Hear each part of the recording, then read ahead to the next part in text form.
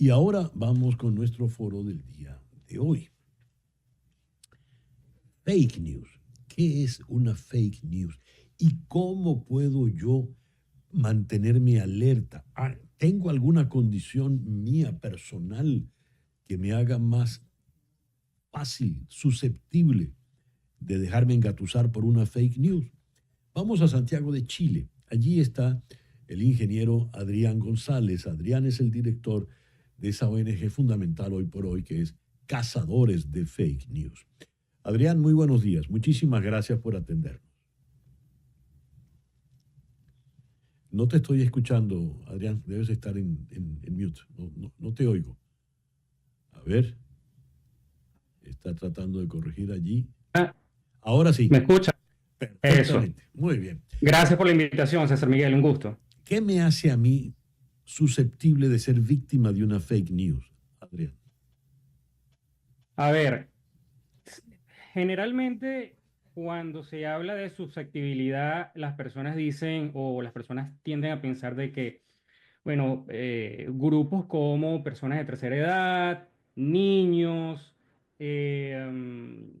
consumidores de teorías de conspiración en Internet, por ejemplo, o personas que tienen un sesgo político muy marcado, ¿ok?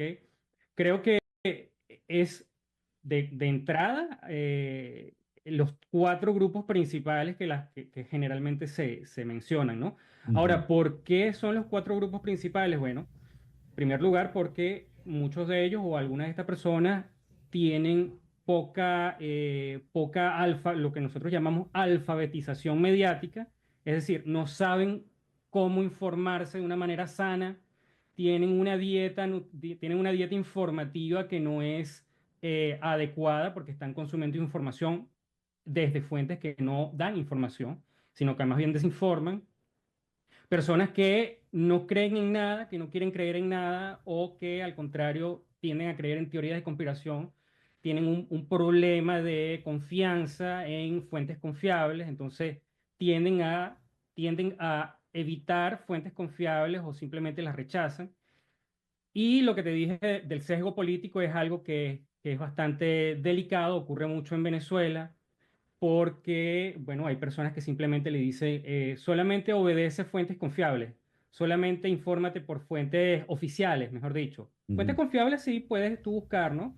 Pero cuando a ti te dicen que las fuentes oficiales son las únicas en las que aparece la verdad, y ahí hay un gran problema, por lo menos en el caso de países como Venezuela, Cuba, Rusia, etcétera, en los cuales mucha desinformación proviene de precisamente fuentes oficiales. Muy bien. ¿Cómo sé que una noticia no es precisamente confiable? ¿Qué elementos debo tener en cuenta para estar alerta? A ver, fíjate. Esa es una respuesta que pareciera muy sencilla, pero no es tan sencilla, ¿no? Ujú. Hay personas que dicen, bueno, pero ¿qué es una qué es una noticia confiable?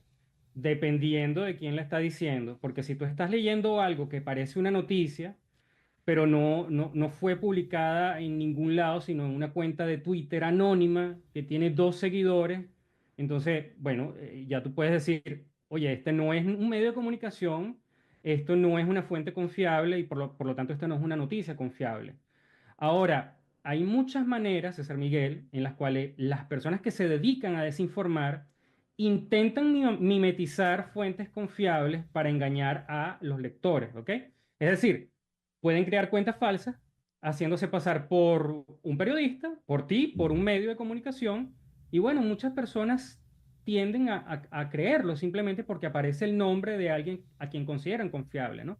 Entonces, para poder superar este problema, es necesario explicarles a las personas que, bueno, que se utilizan este tipo de técnicas para engañar y para manipular la opinión pública, ¿no? Entonces, Ujú. la respuesta larga es, o mejor dicho, la respuesta corta es, mira, una información confiable proviene de medios que son serios, proviene de periodistas que son serios, que dan la cara, que no se conocen por desinformar de manera sistemática, que, bueno, en el caso de nuestro país en la región ocurre mucho, ¿no? Fuentes que siempre están desinformando y siempre están denunciándose porque desinforman.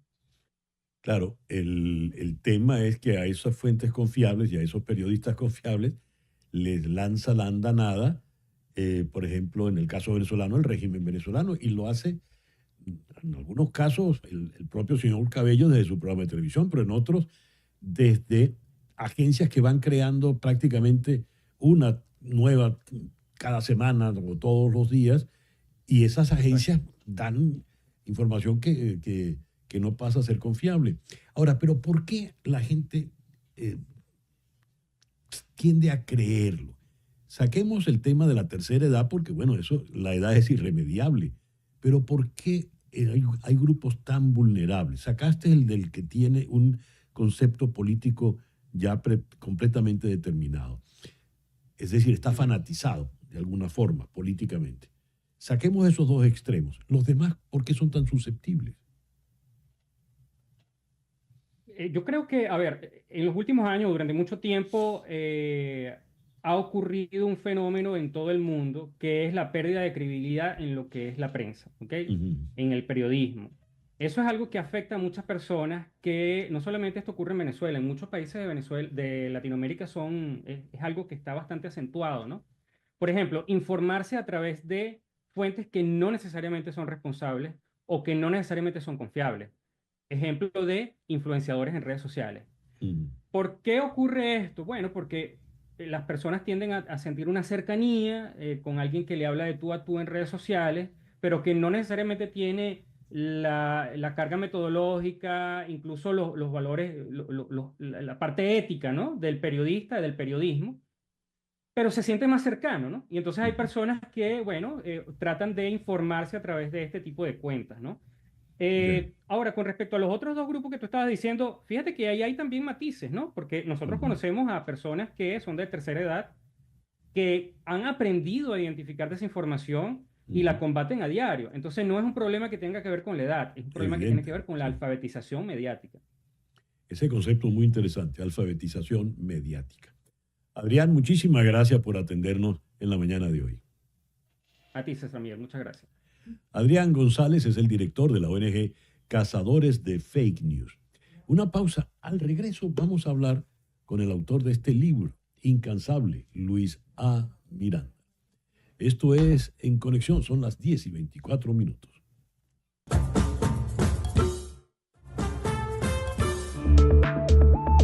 Una pausa y regresamos con César Miguel Rondón. En Conexión